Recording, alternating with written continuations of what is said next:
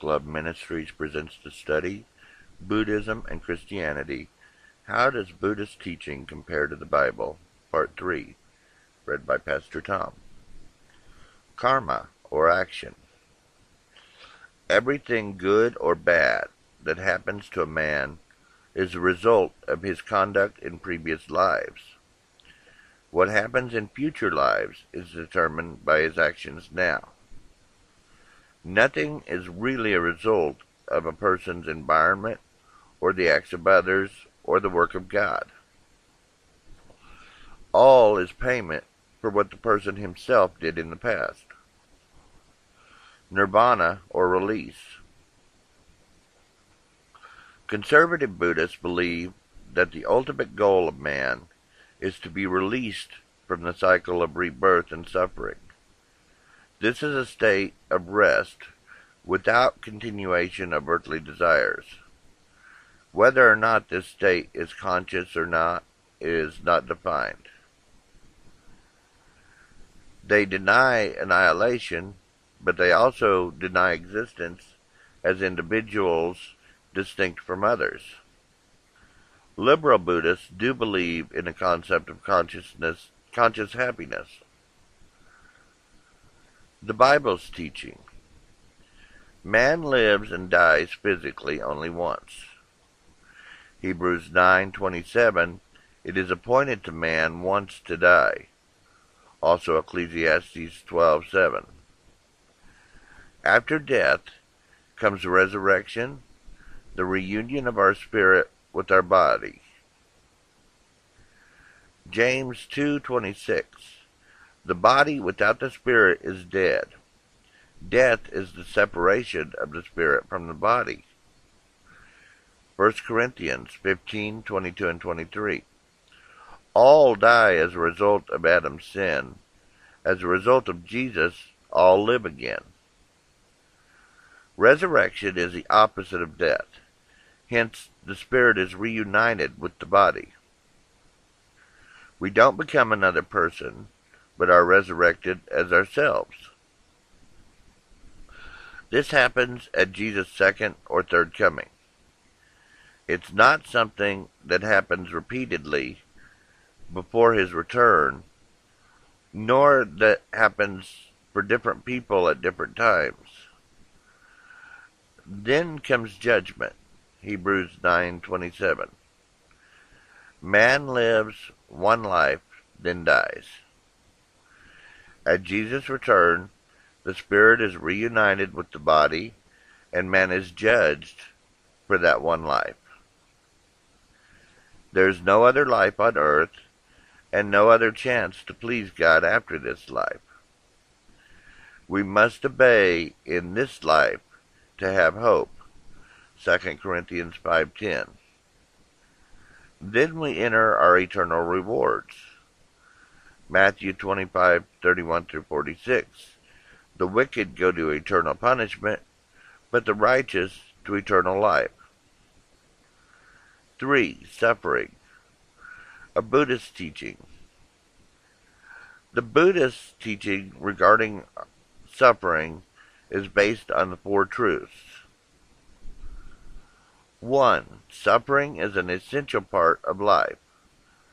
Troubles are basic and inherent to life. 2. The cause of suffering is human desire. Man suffers because of his desire for personal enjoyment and possessions, but especially because of the desire to continue to exist as an individual, separate and distinct from others.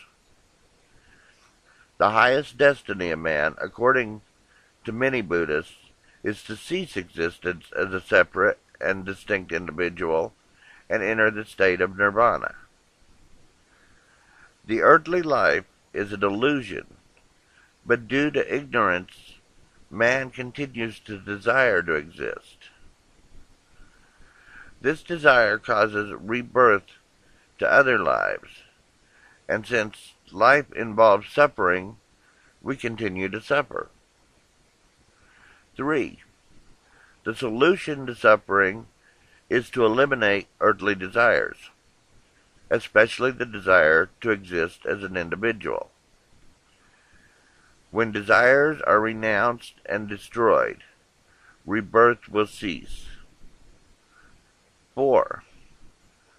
The steps to defeat these desires are the Eightfold Path. The biblical teaching about suffering.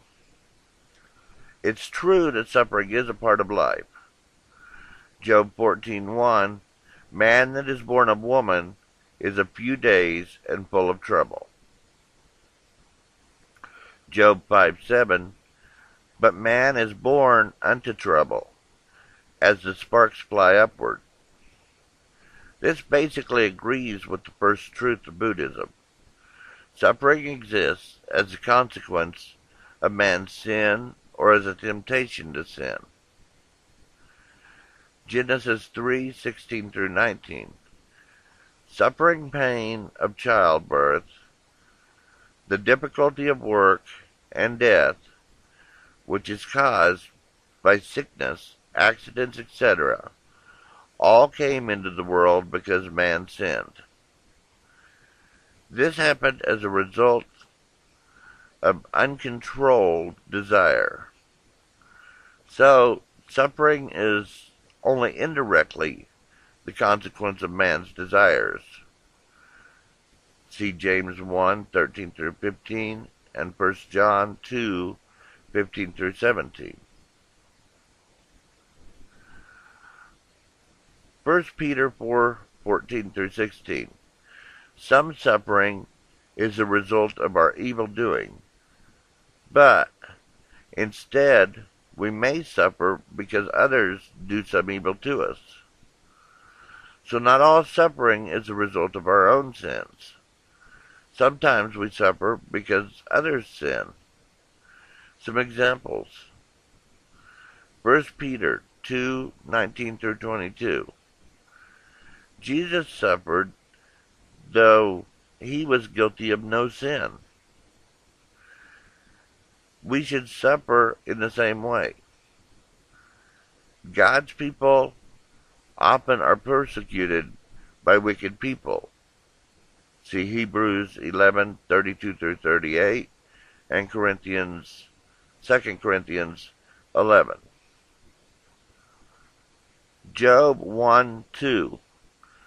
Some suffering is a temptation from the devil, who is trying to get righteous people to commit sins. Hence, suffering may or may not be the result of our own wrong desires. End of part 3.